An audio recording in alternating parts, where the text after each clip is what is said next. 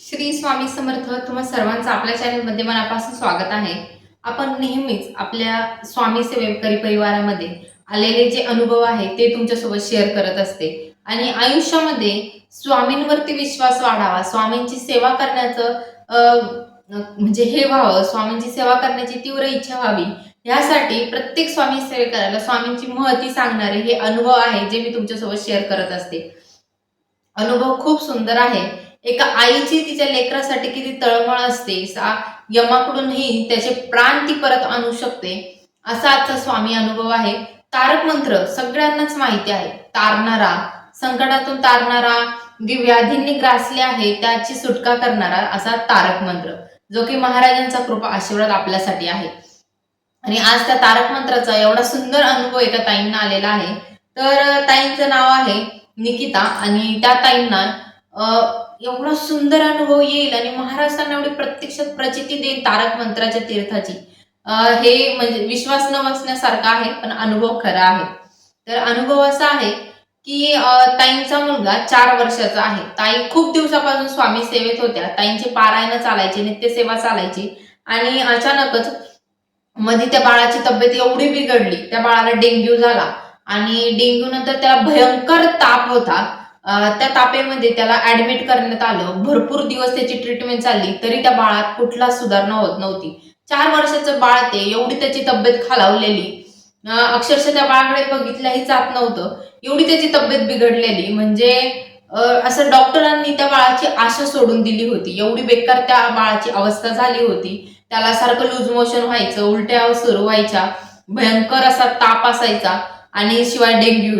त्यामुळे भरपूर ट्रीटमेंट उपचार घेऊनही त्याला फरक पडत नव्हता. आणि त्यानंतर एका आईने महाराजांना साथ घातली की स्वामी, तुम्ही माझी आई आहात, जसं तुम्हाला तुमचं लेकरू प्रिय आहे तसं मलाही माझं लेकरू परत द्या, त्याला या आजारातून बरं करा आणि त्याची जी काही त्याला त्रास आहे तो लवकरात लवकर बरा करा, मला तो त्रास बघितला जात नाही. आणि त्या रात्री ताई स्वामींजवळ बसून खूप रडल्या, खूप म्हणजे खूप रडल्या. कारण की एक आई म्हणून मी समजू शकते की त्यांना काय वाटलं असेल, आपल्या बाळाचं एवढी तब्येत बिघडलेली आहे आणि मुलांनी एक वेळे ना घरामध्ये दंगा घातला ना तरीही चालतो. त्यांनी कितीही काय म्हणतात त्याला, कितीही पसारा पांगवला, कितीही दंगा केला, किती मस्ती केली तरी चालते. पण जेव्हा मुलं अशी आजारी पडतात ना, तर त्या आईलाच माहिती असते तिची तळमळ काय असते आणि मुलाला तसं बघून किती वाईट वाटतं म्हणून.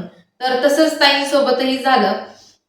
ताईंनाही त्यांच्या बाळाला तसं बघितलं जात नव्हतं. बाळ हॉस्पिटलमध्ये ऍडमिटच होतं. त्या दिवशी ताई घरी आल्या आणि स्वामींजवळ बसून भरपूर रडल्या, त्यांचं पूर्ण मन मोकळं केलं.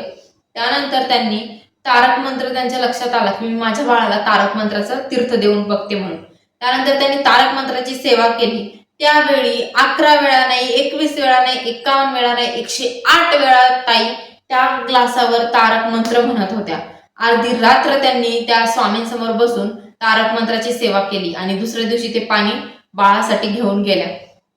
बाळाची एवढी बेकार अवस्था झालेली होती की बाळाला पाणीही पचत नव्हतं, तरीही ताई दिवसभर चमचा भर बाळाला तारक मंत्राचं तीर्थ देत राहिल्या.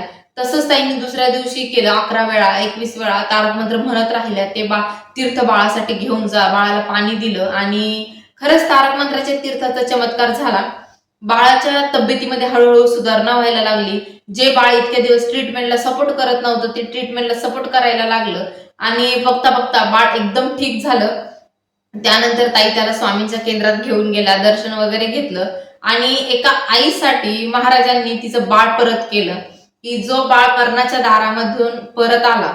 आज स्वामींनीच हे केलंय. तारक मंत्राच्या तीर्थाचा ताईंना चमत्कार झाला, चमत्कारच म्हणावा लागेल. हा चित्तथरार अनुभव जेव्हा मी ऐकला ना, अंगावर अक्षरशः काटे आले. कारण की एक वेळा जे मोठे माणसं आहेत ते आपल्यासारखे आपण त्रास सहन करू शकतो, पण लेकरांना जेव्हा त्रास होतो ना तेव्हा त्यापेक्षाही जास्त त्रास आपल्याला होत असतो जेव्हा आपल्या बाळाला त्रास होतो तेव्हा. तर असं कोणाच्याच बाबतीत घडू नये. तारक मंत्राचा हा अनुभव आहे, पण तुमच्या डोळ्यात नक्कीच पाणी आलं असेल आणि खरंच हा अनुभवच तसा आहे. तर हा अनुभव तुम्हाला कसा वाटला हे मला कमेंट करून सांगा. असे अनुभव तुम्हाला शेअर करायचे असतील तर आपलं साक्षी लाईफस्टाईल इन्स्टा पेज आहे, तिथे तुम्ही शेअर करू शकता. श्री स्वामी.